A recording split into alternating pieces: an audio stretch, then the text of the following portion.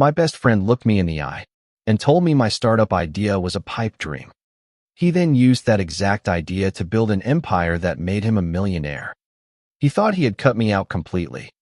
He didn't know I had set a trap, and the jaws of that trap were about to close. My name is Alex, and I'm 32 years old.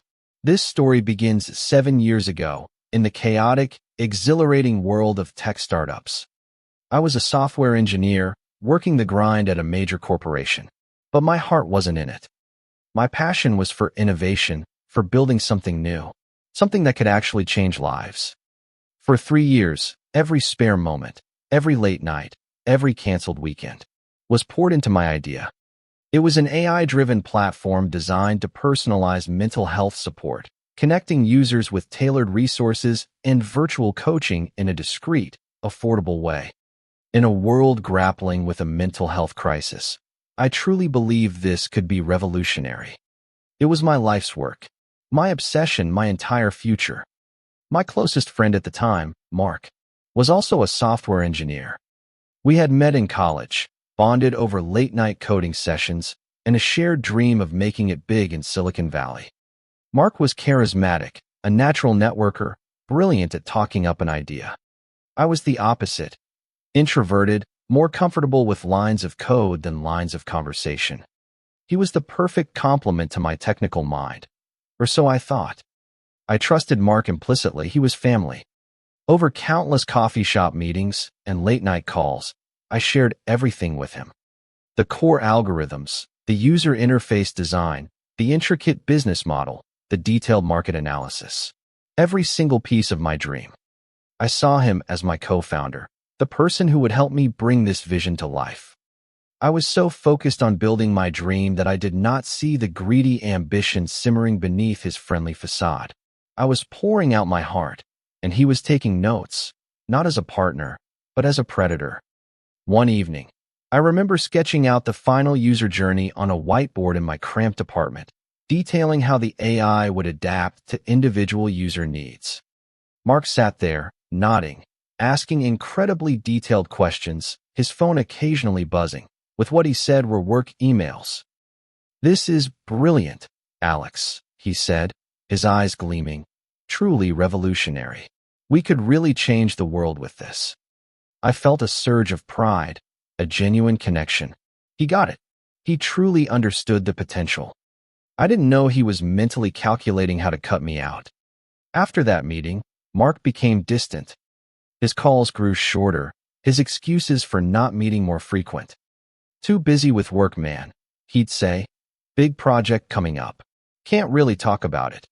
I worried, of course, but I understood. We were both ambitious, both busy. I just kept working, refining my code, preparing my pitch deck for potential investors. He, meanwhile, was preparing his own pitch for my investors. 6 months later, the world stopped. I was scrolling through a tech news site during my lunch break. And there it was. A headline that felt like a punch to the gut. Synapse AI secures $50 million series of funding for revolutionary mental wellness platform. My blood ran cold. Synapse AI. The name, the concept.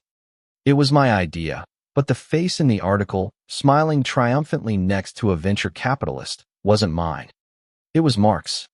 The article described a platform that mirrored mine exactly. AI-driven personalized mental health support, tailored resources, virtual coaching. Every detail, every innovation, it was all there, my work. He had taken my dream, polished it, put his face on it, and sold it to the world. He hadn't just stolen my idea, he had stolen my life. The betrayal was a physical blow, leaving me gasping for air. But the rage that followed was a fire, burning away all the years of friendship and replacing it with a cold, clear, destructive purpose. I confronted him, of course. I called him, my voice shaking with a mixture of disbelief and fury. "Mark, what the hell is this?" I demanded, holding up my phone to the article. He paused, a beat of calculated silence. Then his voice, smooth and utterly devoid of remorse, cut through me. "Oh, that," he said. "Yeah, it's pretty cool, right? Just a little something I've been working on." "Working on?" I screamed. That's my idea. You stole my entire concept. He laughed, a short, dismissive, utterly chilling laugh. Come on, Alex, he scoffed. Ideas are a dime a dozen. Execution is everything. You were too slow, too cautious. I took your idea, refined it, made it marketable. You should thank me for showing you what's possible. I shared everything with you, you bastard. You shared conversations, Alex, he corrected, his voice hardening. There was no contract, no partnership agreement. Just two friends chatting. Legally, you have nothing. He hung up, leaving me in a silent, empty apartment, my world utterly shattered. He was right about one thing.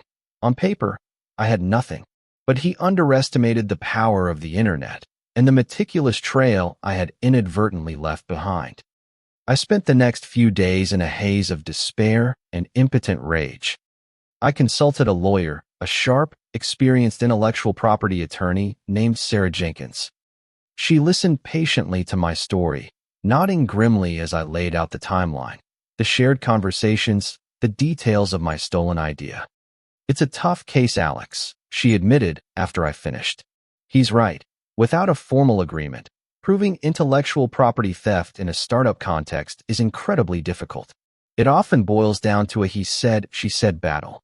And he has a functioning, funded company, while you have a concept. But I have proof. I insisted, desperate. My code, my design documents, my initial pitch deck, I have all of it, time-stamped, saved on my personal server, going back years before he launched. Sarah's eyes brightened slightly. That's good, very good.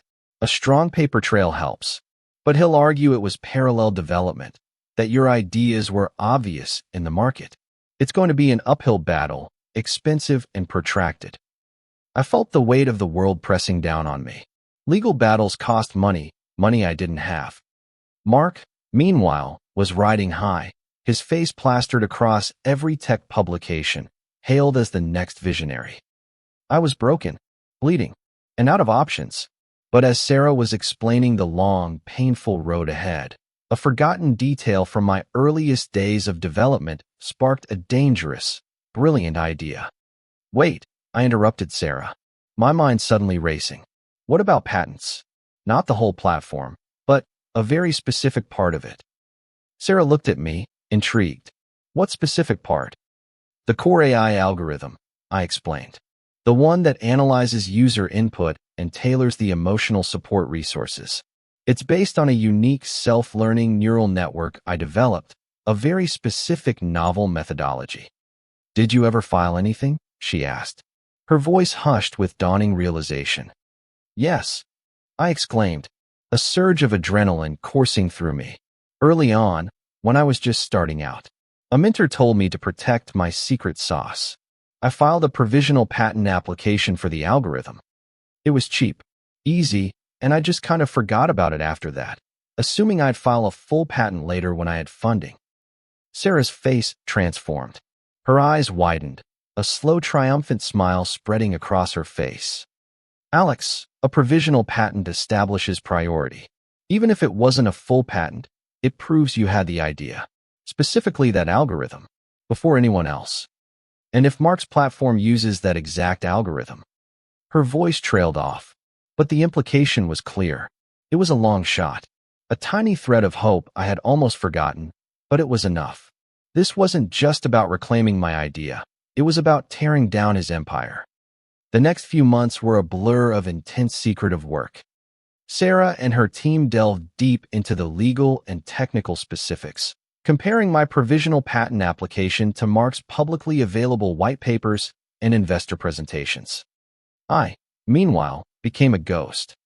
I watched Mark's meteoric rise from the shadows, every news article, every interview, every triumphant smile twisting a knife in my gut. Synapse AI was becoming a unicorn, valued in the hundreds of millions. Mark was hailed as a genius, a titan of tech, all built on my stolen dream. But every step he took towards greater fame was a step closer to the precipice I was building for him. He was living a lie, oblivious to the legal landmines I had meticulously planted beneath his feet. He thought he was untouchable, He was about to learn that karma wasn't just a concept. It was a carefully executed algorithm. The legal strategy we developed was brutal in its elegance. We wouldn't just sue him for infringement. We would sue Synapse AI itself. The provisional patent on my core algorithm meant that any product using it without my license was in violation. This was far more than just my idea. This was my intellectual property, protected by federal law, and the penalties for infringement were catastrophic. Not only could I demand a percentage of his profits, but I could demand an injunction, forcing him to shut down the core functionality of his multi-million-dollar company. Sarah's plan was simple: hit him where it hurt the most, publicly and financially. We needed to make an example of him, not just for me, but for every creator who had ever had their work stolen. The moment for the strike finally arrived. Mark was scheduled to appear on a live national business news program, a segment celebrating Synapse AI's latest funding round and market valuation. He was to be interviewed by a renowned tech journalist, showcasing his visionary leadership. It was the perfect stage for his public humiliation. We timed it perfectly. As the interview began, and the journalist introduced Mark as the innovative mind behind Synapse AI, my phone buzzed. It was Sarah's text, "Go." On a prearranged signal, a well-placed associate we had hired walked onto the live set, past the bewildered production assistants. He approached Mark, who was mid-sentence, pontificating about his journey. The associate, a former process server, presented Mark with a thick stack of legal documents. "Mark Jensen?" he asked, his voice calm but audible through the microphones. Mark, momentarily flustered, nodded. "You've been served. Alex Miller versus Synapse AI, for patent infringement and intellectual property theft." The words hung in the air, live on national television. The journalist's eyes widened. Mark's face, once beaming with smug triumph, went utterly, horrifyingly pale. The sound of his world shattering was almost audible. The segment immediately cut to a commercial, but the damage was done. The internet, as it always does, exploded. Screenshots of Mark being served, the headline of the patent lawsuit. It went viral in minutes. The story hit every major tech blog, every news outlet. The narrative shifted overnight. Mark the visionary was now Mark the alleged thief. The fallout was immediate and catastrophic. Synapse AI stock plunged. Their investors, now facing a massive public patent lawsuit, began to panic. Future funding rounds were immediately put on hold. The empire he had built on my stolen idea was beginning to crumble. But the real satisfaction wasn't just in his public shame. It was in the meticulously crafted legal trap he couldn't escape. The legal battle was short, sharp, and utterly devastating for Mark. My provisional patent, combined with my painstakingly time-stamped development files, was an ironclad case. Sarah didn't just present the documents. She presented the entire digital history, proving I had conceived, designed, and developed the core algorithm long before Mark even thought of launching his company.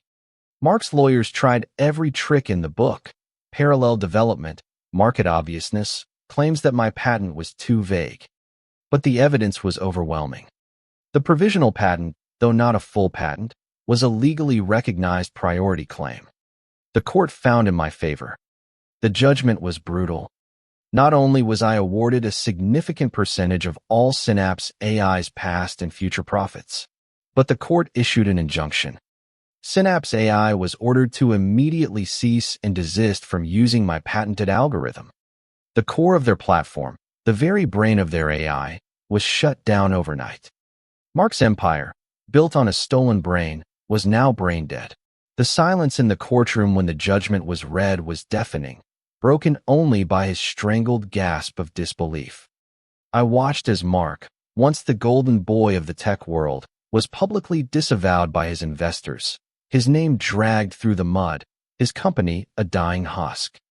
He tried to re-engineer his platform without my algorithm, but it was too complex, too integral. Synapse AI, the multi-million-dollar unicorn, collapsed within months. A spectacular public failure. Mark, Stripped of his fortune and his reputation, vanished from the tech scene, his name now synonymous with betrayal and intellectual property theft.